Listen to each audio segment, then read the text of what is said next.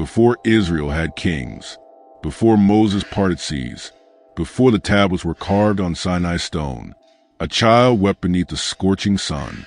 The wilderness of Beersheba stretched out like a sea of fire. The wind hissed across the sand, but it offered no relief. Just dust, just heat, just silence. And in that silence came the sound of a boy's cry. His name? Ishmael. But in that moment, there were no names, only hunger, thirst, and the final exhale of a child who believed no one would come. And yet, someone did. Genesis 21, verse 17. God heard the boy crying, and the angel of God called Hagar from heaven and said to her, "Do not be afraid. God has heard the boy crying as he lies there." But to truly understand that moment, we must go back, not just days or years, but into the very tent of Abraham, to a decision made not in rebellion, but in fear. Abraham had heard the voice of God. He had left Ur, crossed rivers, settled under stars. He was promised a child, a legacy, a nation. But time, like sand through an open hand, slipped away. Years passed. No child came. And Sarah was barren. Genesis 16, verse 1.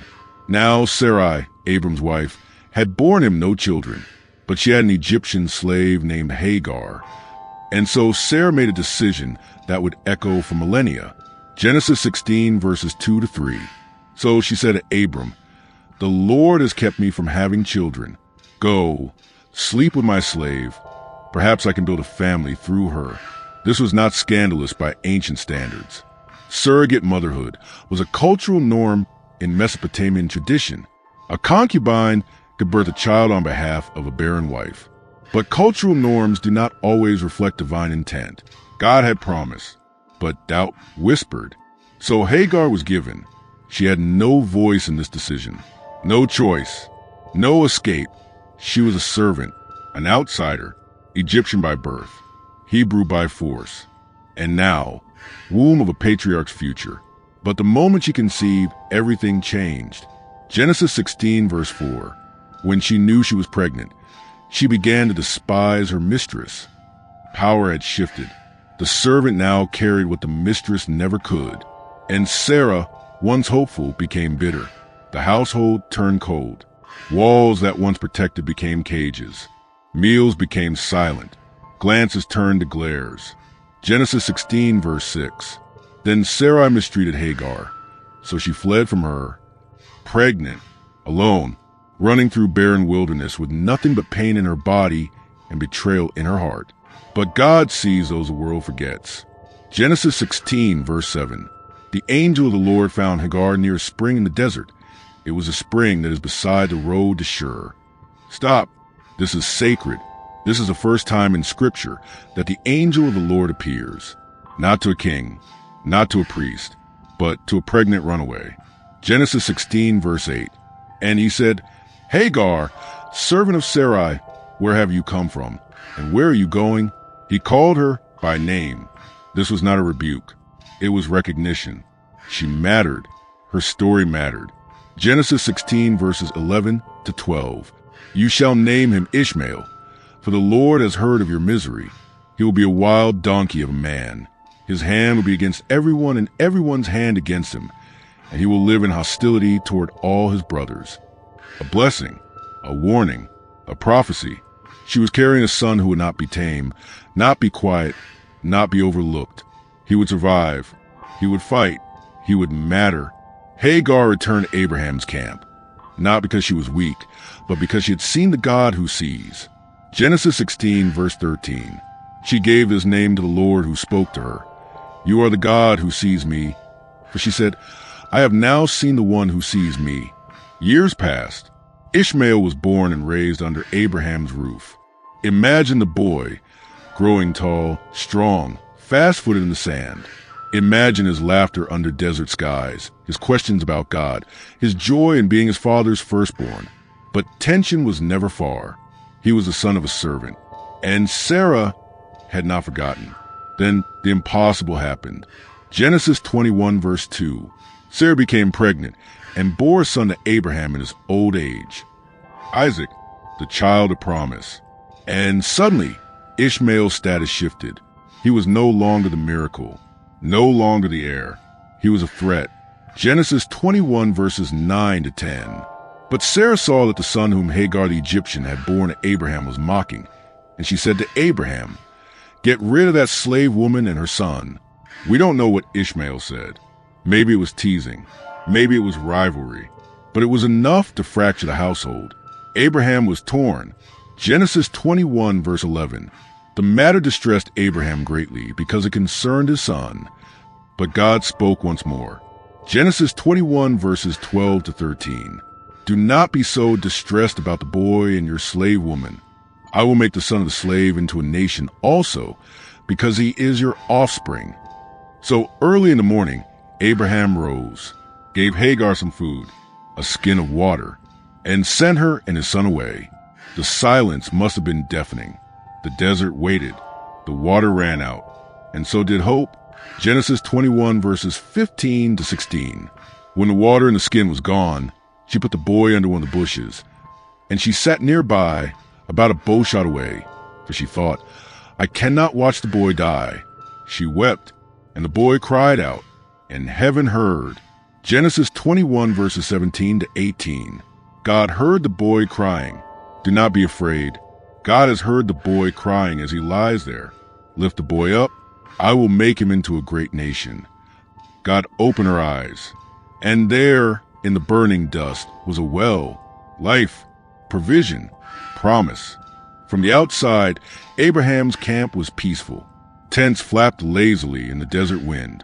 Servants moved quietly with water jars and baskets. The smoke of morning fires curled upward like incense to an unseen God. But beneath that calm was a storm with two names, Ishmael and Isaac. One was born of urgency, the other of promise. One arrived through human strategy, the other by divine intervention. And both were sons of Abraham.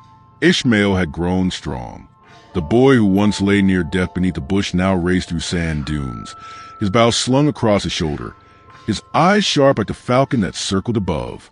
He was bold, fierce, proud. In his early years, he knew no rival. He was Abraham's only son. He learned to track gazelle and string arrows. He listened when Abraham prayed, and Hagar, his mother, watched with quiet pride. The boy had survived, and more, he was loved. She often caught Abraham's gaze lingering on Ishmael with a tenderness he tried to hide from Sarah. But Sarah noticed.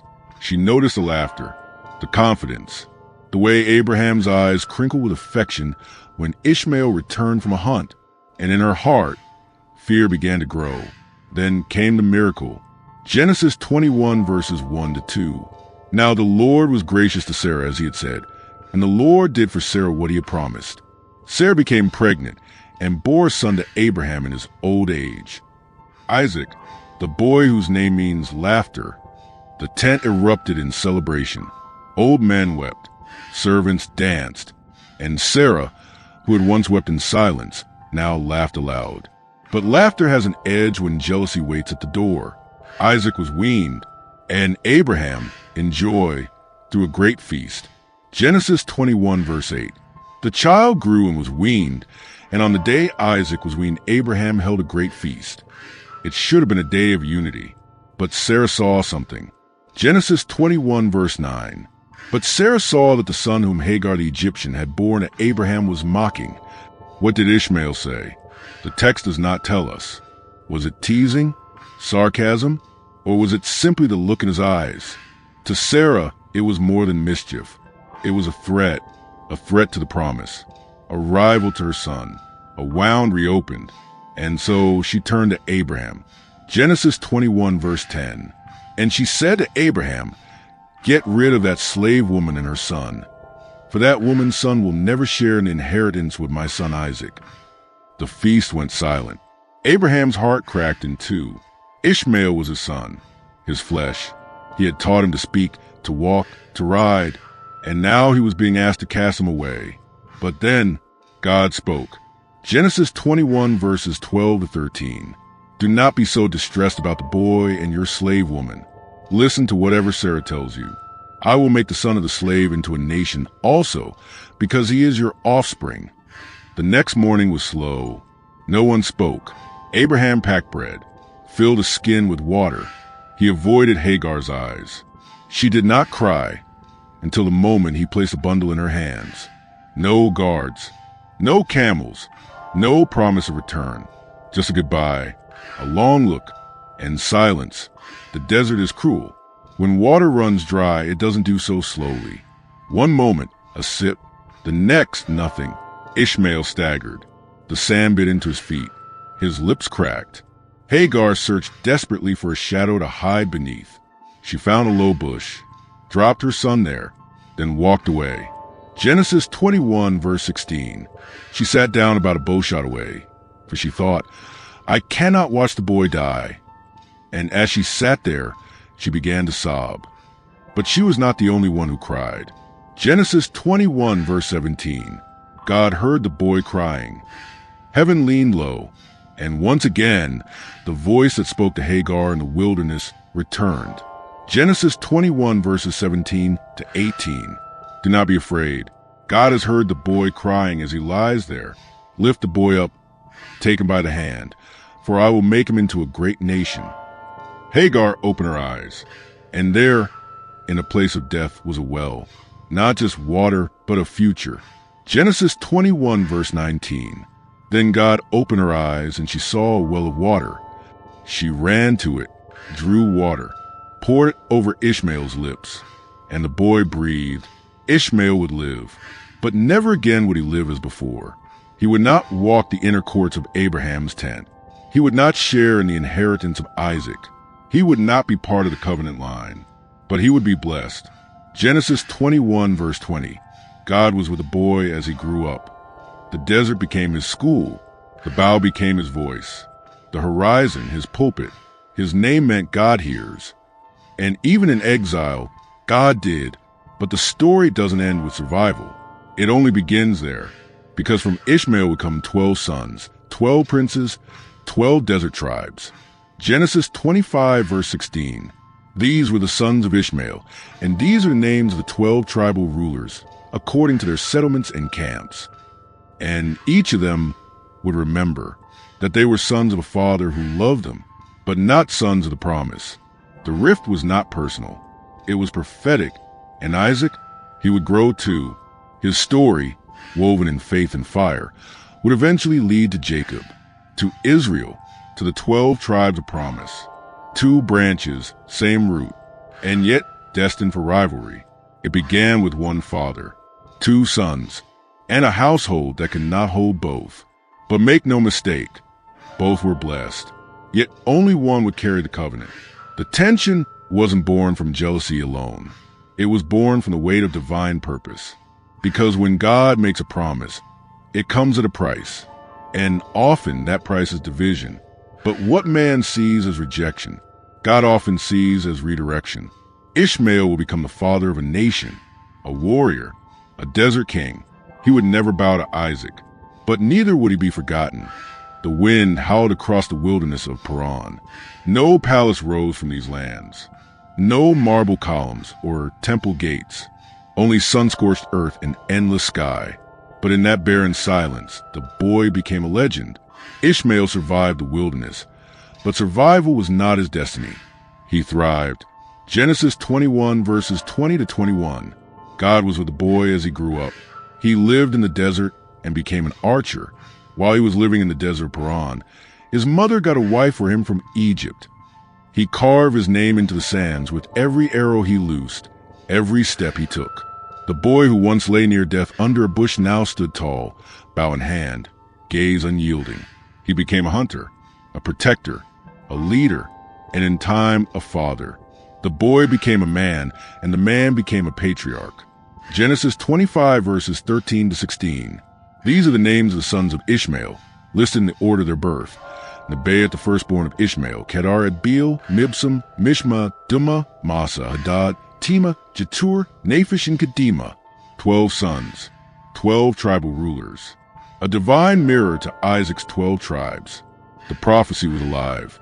Genesis 17, verse 20. As for Ishmael, I have heard you. I will surely bless him. I will make him fruitful and will greatly increase his numbers. He will be the father of 12 rulers, and I will make him into a great nation. And they did become nations, mighty ones. Nebaioth, the firstborn, settled in the north, his flocks so vast they shadowed the land. Kedar, fierce and dark-eyed, was renowned for his tents woven of black goat hair and his mastery of flocks in battle. Duma and Tema guarded the incense routes that stretched from Sheba to Gaza. Hadad ruled over warriors. Jetur's archers were feared in all Arabia. They were desert royalty, not crowned with gold but with survival, not draped in linen, but in the dust and dignity of the wilderness. Each prince bore Ishmael's fire. Each tribe remembered the pain of rejection, and each one knew this. They were not the covenant line, but they were not forgotten. Their settlement stretched from Havilah to Shur. Genesis tells us, near the border of Egypt, as you go toward Assyria. That is no minor claim. These tribes dominated vast regions: western Arabia, southern Palestine, parts of Sinai, and the Negev. They were nomads, but not wanderers. They were rooted in sand, but built empires of movement, trading, bartering, herding, raiding. They were Ishmaelites. And then, a moment, the Bible shifts scenes from the wilderness of Paran to a valley in Canaan. A teenage boy, clothed in a robe of many colors, wanders alone toward his brothers. Joseph, Genesis 37, verse 25. As they sat down to eat their meal, they looked up and saw a caravan of Ishmaelites coming from Gilead. The camels were heavy with spices, balm, and myrrh, trade goods from Arabia. And then a decision was made that would shape nations. Genesis 37, verse 28. So when the Midianite merchants came by, Joseph's brothers pulled him up out of the cistern and sold him for 20 shekels of silver to the Ishmaelites, who took him to Egypt. Pause. This is divine irony. The sons of Israel sold their brother to the sons of Ishmael, a covenant betrayed and a promise preserved by the very ones cast out. Joseph, the dreamer, the future prince of Egypt, was carried to his destiny by the hands of Ishmael's descendants, and they had no idea. They thought it was just another trade. But prophecy doesn't ask permission. It unfolds. Genesis 16, verse 12. He will be a wild donkey of man. His hand will be against everyone, and everyone's hand against him, and he will live in hostility toward all his brothers. This prophecy wasn't merely poetic. It was lived in raids and rivalries, in silence and stares, in the weight of lineage and land. And it only escalated. Centuries later, when the children of Israel escaped Egypt under Moses' leadership, they didn't find freedom. They found their cousins, Midianites, Amalekites, Ishmaelites, united by geography, divided by legacy. Judges 6, verse 3. Whenever the Israelites planted their crops, the Midianites, Amalekites, and other eastern peoples invaded the country. They swept in like locusts. Judges 6, verse 5. They came up with their livestock and their tents like swarms of locusts. It was impossible to count them or their camels. And these weren't faceless enemies. They were family, Abraham's grandchildren. But the wounds ran deep, and the swords deeper, because rivalry over inheritance always becomes a war over identity. Yet these tribes were not mere raiders. They were poets, traders, builders of empires carved from silence and salt. Even the prophet Isaiah speaks of them not just in judgment, but in wonder. Isaiah 60, verse 6. Herds of camels will cover your land, young camels of Midian and Ephah, and all from Sheba will come, bearing gold and incense and proclaiming the praise of the Lord. Isaiah 60, verse 7. All Kedar's flocks will be gathered to you. The rams and the Nebaioth will serve you. These aren't just names. They're the sons of Ishmael. And they're seen, again, not just as rivals, but as worshipers. Ishmael's legacy was not one of obscurity. He and his sons appear in Assyrian inscriptions, in Arabian genealogies, in prophetic oracles. Kedar is mentioned over 50 times in Arabic literature. Tema was known for wisdom and law. Duma was feared as a city of archers. Their influence reached deep into history, shaping culture, language, and trade. They were more than wanderers. They were civilization's hidden veins, and yet they lived outside the covenant. Blessed but not chosen, numerous but restless, powerful but often in opposition. Why? Because Ishmael's story was not just political, it was spiritual. He represented striving without surrender, effort without promise, strength without covenant. But still, God saw them, and still, God remembered his word to Hagar. Genesis 16, verse 11, "You shall name him Ishmael, for the Lord has heard your misery." To this day, historians trace much of the Arab people's ancestry through Ishmael, through Nebaioth and Kedar, through the flocks, the tents, the battles, and the words passed down across centuries. It's more than history. It's prophecy alive. Centuries passed. Empires rose. Prophets spoke. Scrolls were written. Kingdoms crumbled. But the sons of Ishmael remained. They rode with the wind. They ruled the trade routes of Arabia. They filled the deserts with the thrum of hooves, the smoke of fire pits, and the scent of spices. Their tents were black with goat's hair.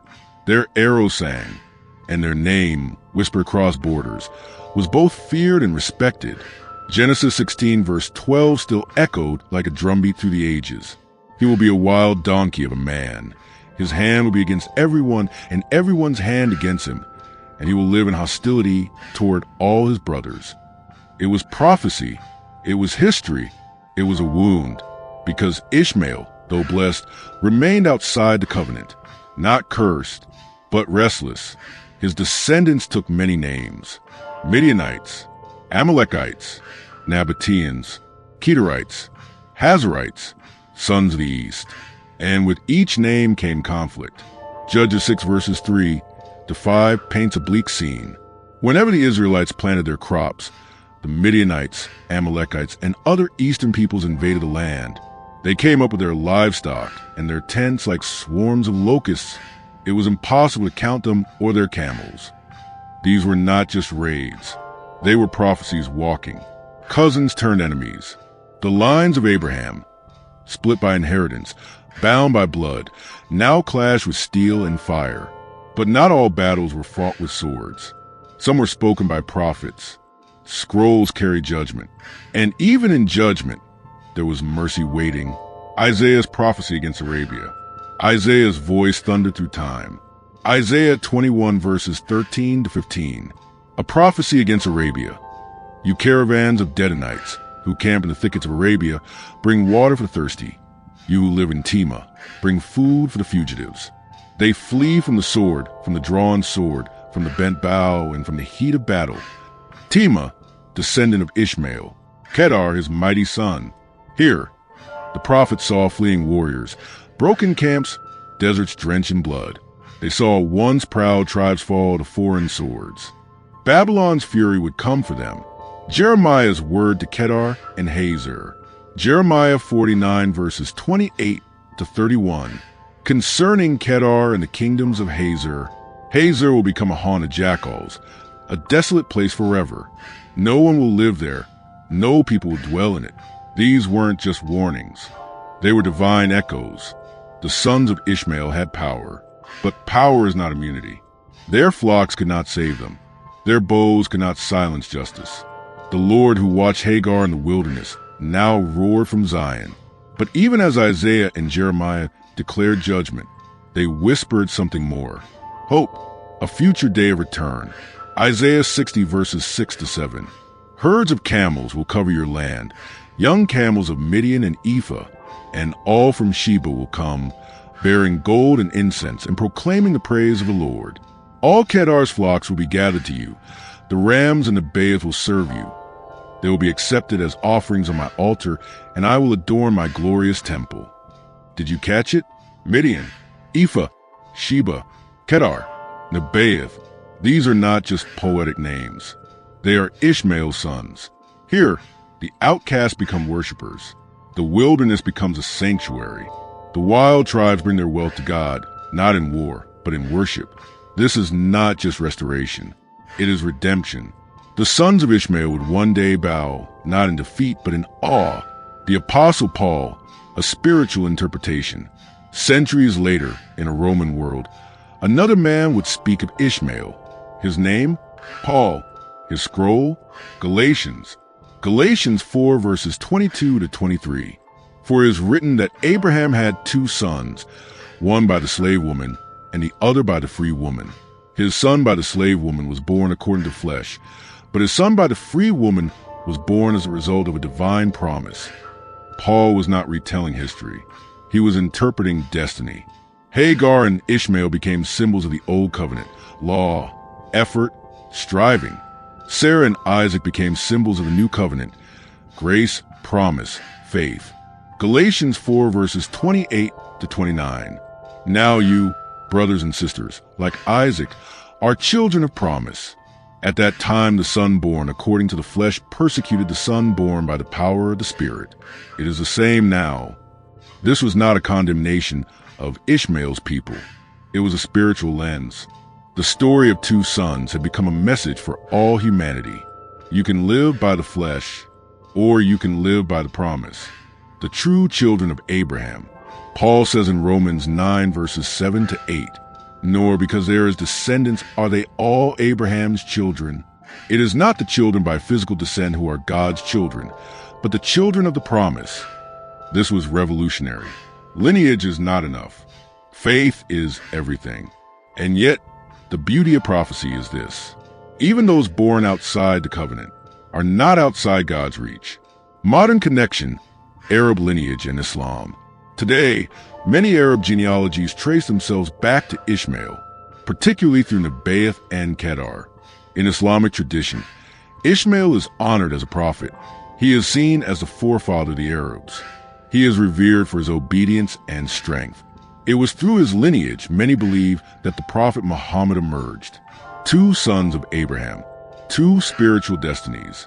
And in that divide, we find the roots of modern tension, a divine invitation. But here's the miracle. The Bible does not close Ishmael's story with rejection. It ends with a doorway, a call, a prophecy of peace. Isaiah 60 verses 6 to 7, again. Herds of camels will cover your land. All from Sheba will come. Kedar's flocks will serve you. The rams and the Nebaioth will be accepted on my altar. God does not erase Ishmael. He invites him. He calls the forgotten tribes to his temple, not as strangers, but as worshipers. Revelation and the nations. And in the book of Revelation, John sees the end of all things. Revelation 7 verse 9. After this I looked, and there before me was a great multitude that no one could count, from every nation, tribe, people, and language, standing before the throne and before the Lamb. Among them, the sons of Ishmael, because the blood of Christ is stronger than the divisions of men. The cross is wider than any border, and the Lamb calls even the desert-born to his side. A message for today. What then can we learn from the story of Ishmael? God hears the outcast. He hears the boy beneath the bush. He hears the mother crying in exile. He hears you. Being outside the covenant is not being outside God's heart. He still blesses. He still invites.